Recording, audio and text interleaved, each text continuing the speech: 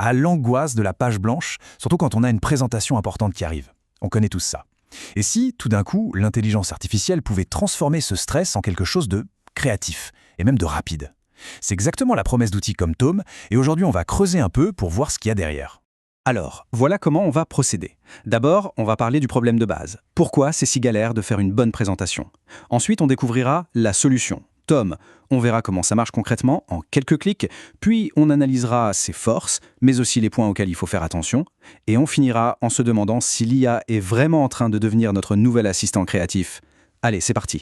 On commence par le début. Avant même de parler de solutions, posons-nous 2 minutes sur le vrai défi, créer une présentation qui a de l'impact. Franchement, qui n'a jamais connu ça? Le curseur qui clignote sur une page vide, la deadline qui approche à grands pas, cette idée de devoir tout construire de A à Z, la structure, le message, le design, ça peut être complètement décourageant. Et c'est souvent là que ça coince. On a les idées, on sait de quoi on veut parler, mais on n'est pas tous des designers professionnels, hein. Le résultat? On y passe des heures pour un rendu qui n'est pas toujours à la hauteur. Eh bien, c'est précisément ce casse-tête que les outils d'IA veulent résoudre.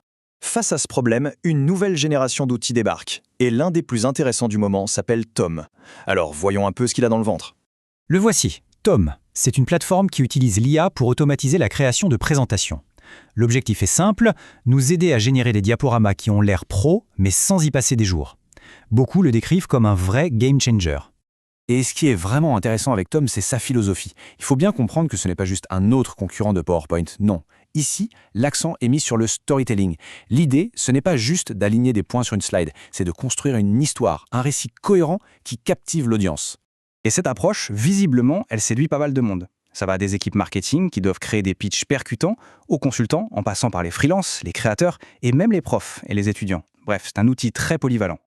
Ok, la promesse est belle, mais en pratique, est-ce que c'est vraiment si simple? Allez, on entre dans le vif du sujet, on va voir comment ça se passe concrètement. En fait, le processus est presque trop simple. On se connecte, souvent avec un compte Google pour aller plus vite. Ensuite, on arrive sur une barre de commande et là, on lui décrit ce qu'on veut. C'est ce qu'on appelle un prompt. Et à partir de là, l'IA se met au travail et génère une présentation complète. La structure, le texte et même les images. Il ne reste plus qu'à personnaliser, à ajuster les détails et c'est prêt. Et le truc vraiment impressionnant, c'est la vitesse. Fini de passer des heures à chercher l'inspiration ou la bonne image. Là, en quelques secondes, on a une première version complète sous les yeux. C'est une base de travail incroyablement efficace pour se lancer. Bon, maintenant qu'on a vu la simplicité du truc, allons un peu plus en profondeur. Un outil aussi puissant, ça a forcément des fonctionnalités géniales, mais aussi quelques aspects où il faut rester vigilant. Tome ne se contente pas de générer du texte. Il intègre DALL-E, ce qui veut dire qu'il peut créer des images uniques sur mesure. On peut aussi intégrer du contenu interactif, comme des maquettes Figma ou des pages web, directement dans les slides. Et tout ça se fait avec une interface en glisser-déposer super intuitive.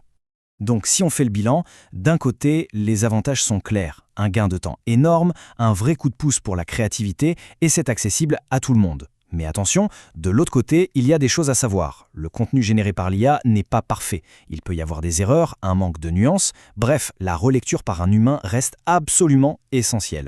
Et il y a un autre point crucial, les droits d'auteur. L'IA va piocher ces informations un peu partout. C'est donc à nous, en tant qu'utilisateur final, de vérifier que le contenu généré ne viole aucune loi sur la propriété intellectuelle. C'est notre responsabilité, et il ne faut surtout pas prendre ça à la légère. Tout ça, ça nous amène à une dernière grande question. Quelle est la vraie place de ces outils? Est-ce que l'IA est vraiment en train de devenir notre nouvel assistant? Et voilà le point clé, il ne faut pas voir l'IA comme un remplaçant. C'est un assistant surpuissant, oui, un partenaire qui peut nous faire gagner du temps, nous débloquer quand on est en panne d'inspiration. Mais l'expertise, la vision stratégique, la touche finale, ça reste humain. C'est un complément, pas un substitut. Alors, est-ce que c'est la fin des présentations ennuyeuses? C'est la question à 1 million. Ce qui est sûr, c'est que ces outils démocratisent l'accès à un design de qualité et à une création rapide. Ça pourrait bien tirer tout le monde vers le haut. L'avenir, ce n'est peut-être pas l'humain contre l'IA, mais bien l'humain augmenté par l'IA.